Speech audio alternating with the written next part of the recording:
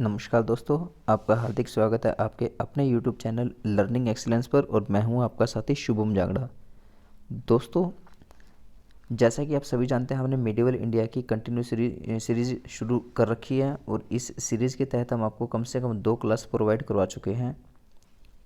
दोस्तों, आज की वीडियो में हम पढ़ने वाले हैं मोहम्मद गोरी का कंप्लीट टॉपिक।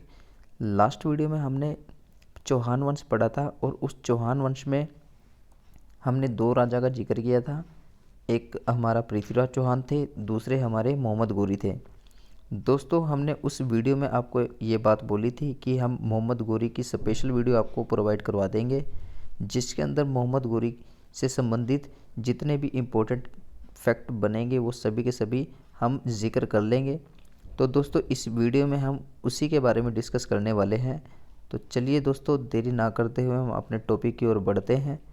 मोहम्मद गोरी से संबंधित जितने भी प्रश्न उठते हैं हमने अपनी PDF फाइल में सभी के सभी प्रोवाइड करवाए हैं और किसी भी वनडे एग्ज़ाम में पूछे गए अब तक मोहम्मद गोरी से संबंधित जितने भी क्वेश्चन हैं हमने सभी के सभी अपने PDF फाइल में डाले हैं। और जितने भी क्वेश्चन आपसे पूछे जा सकते हैं किसी भी आने वाली वनडे एग्ज़ाम में, वो सारे के सारे यहाँ से अटैम्प्ट हो जाए, इसकी हम पूरी कोशिश करते हैं कि आपके टॉपिक कवर हो जाए। दोस्तों, मोहम्मद गोरी जो शासक होते हैं वो 1173 ईस्वी में राजा बनते हैं। गौर के गौर जो है वो जगह का नाम है दोस्तों। तो गौर का शासक बना था मोहम्मद गोरी। कब बना था दोस्तों? 1173 ईस्वी में। दोस्तों, जो गौर है वो कभी पुराने समय में महमूद गजनवी के कब्जे में होता था। जो महमूद गजनवी होता था, महमूद गजनवी का सेनापति या महमूद गजनवी का दास बोल सकते हैं वो आप मोहम्मद गोरी होता था। मतलब उस समय पे महमूद गजनवी राजा होता था और महमूद गजनवी का दास या सेनापति मोहम्मद गोरी होता था। तो महमूद गजनवी जब मर जाता है, मतलब उसके मरने के बाद वो जाते जाते अपने कुछ प्रांत जो है वो मोहम्मद गोरी अपने सेनापति को दे जाता है। और जो गौर साम्राज्य होता है वो पुराने समय में महमूद गजनवी के पास था, इसलिए ये अब मोहम्मद गोरी के पास आ चुका था। तो दोस्तों, इसके कुछ आक्रमण हैं उसके बारे में डिस्कस कर लेते हैं। 1175 ईस्वी में इसने मुल्तान पर आक्रमण किया था और 1178 में इसने पाटन गुजरात पर आक्रमण किया था। और पाटन गुजरात में उस वक्त जो राजा होते थे वो राजा भीम द्वितीय, जिसे आप मूलराज द्वितीय भी कह सकते हैं। लेकिन इस युद्ध में मोहम्मद गोरी जो है वो हार जाता है। दोस्तों, कल हमने एक चौहान वंश की वीडियो कंप्लीट पढ़ी थी। उस चौहान के वंश में हमने ये बताया था आपको कि 1178 ईस्वी में जब आपका जो राजा होता है मोहम्मद गोरी, ये पाटन गुजरात पर आक्रमण करता है और इस आक्रमण में मोहम्मद गोरी हार जाता है। इसके हार के बाद 1178 के बाद डायरेक्ट ये 1191 में युद्ध लड़ता है। मतलब इन 13 साल के गैप में इसने एक भी युद्ध नहीं लड़ा था। इसलिए कहा जाता है दोस्तों, इसने 13 साल की कड़ी मेहनत करके तराइन का प्रथम युद्ध लड़ा था पृथ्वीराज चौहान के साथ। तो दोस्तों, 1191 में मोहम्मद गोरी ने तराइन का प्रथम युद्ध लड़ा था और हरियाणा के तरावड़ी, जो कि करनाल जिले में पड़ता है, जिसे कभी कभी HSSC तरोरी भी बोल देती है। दोस्तों, पहले HSSC में तरावड़ी सही नहीं माना जाता था, तरोरी सही माना जाता था।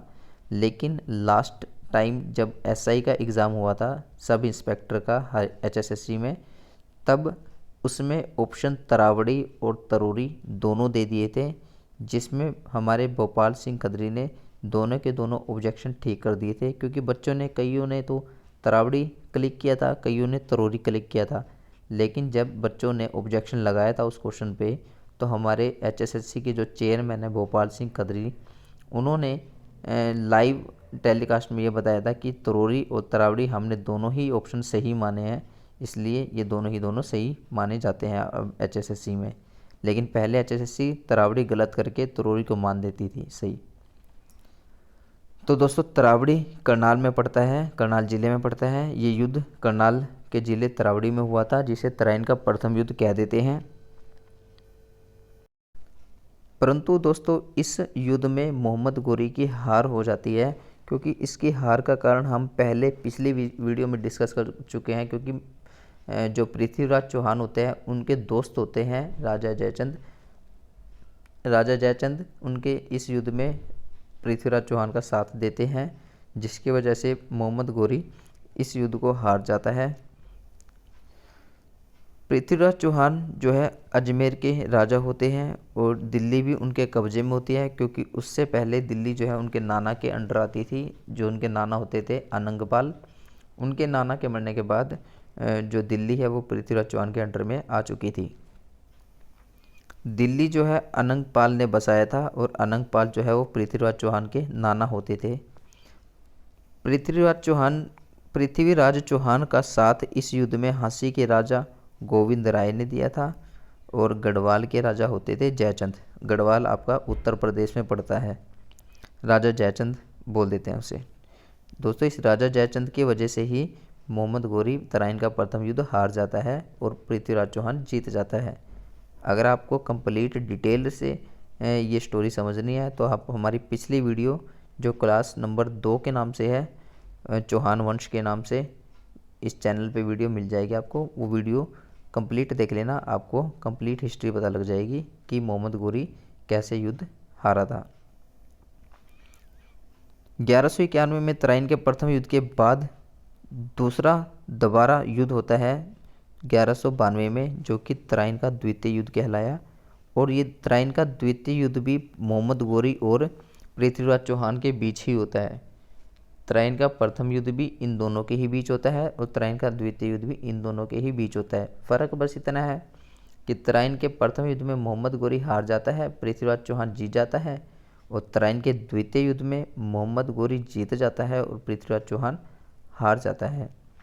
दोस्तों, मोहम्मद गोरी धोखे से इस युद्ध को जीतता है, क्योंकि राजा जयचंद जो होते हैं वो दूसरे युद्ध में पृथ्वीराज चौहान का साथ ना देने की वजह से ना देते हुए मोहम्मद गोरी का साथ देते हैं। मतलब पृथ्वीराज चौहान के अपोजिट में राजा जयचंद होते हैं और राजा जयचंद मोहम्मद गोरी का साथ देते हैं इस द्वितीय युद्ध में,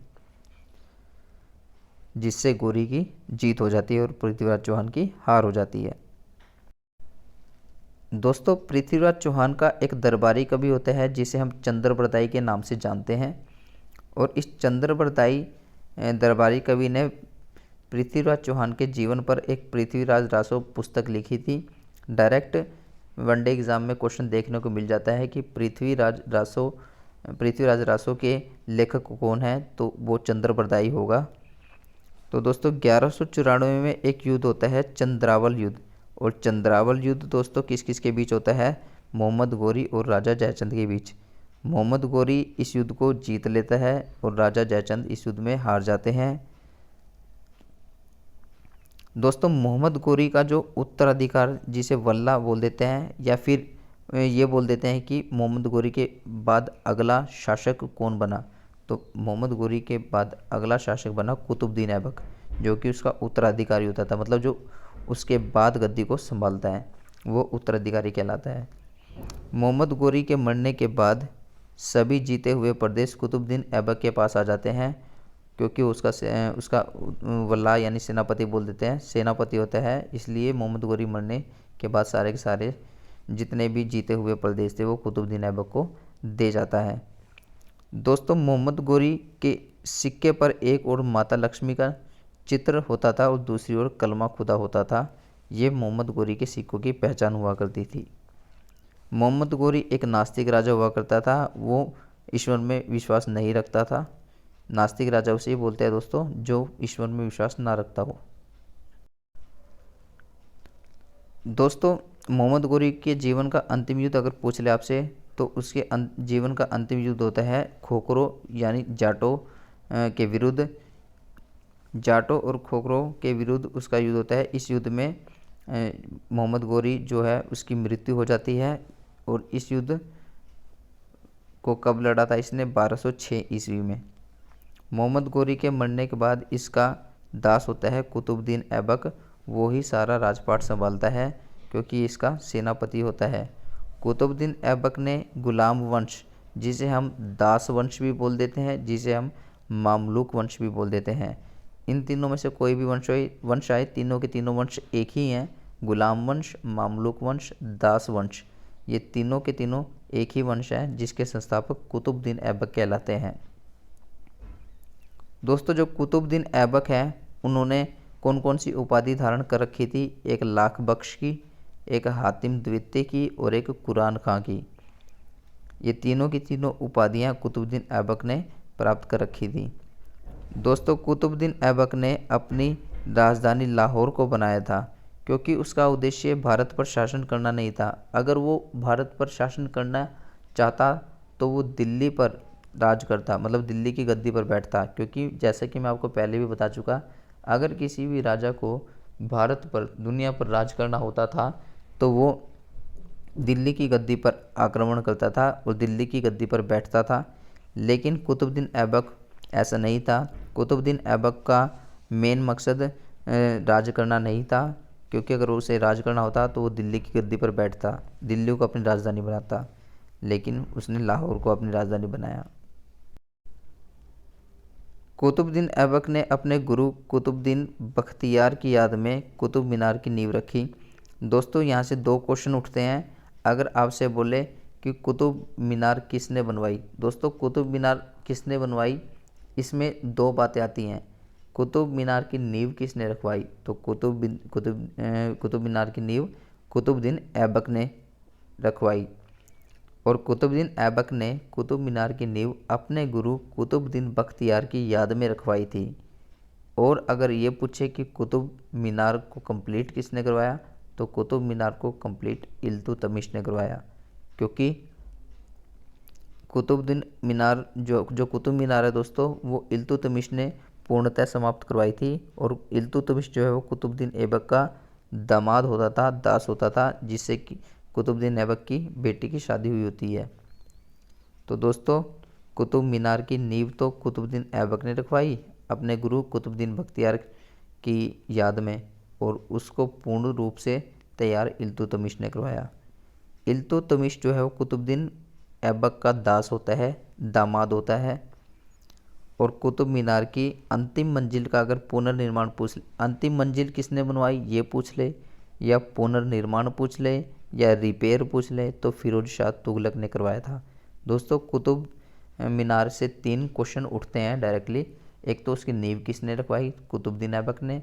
उसको पूर्ण किसने करवाया, समाप्त किसने करवाया उसका काम, इल्तुतमिश ने।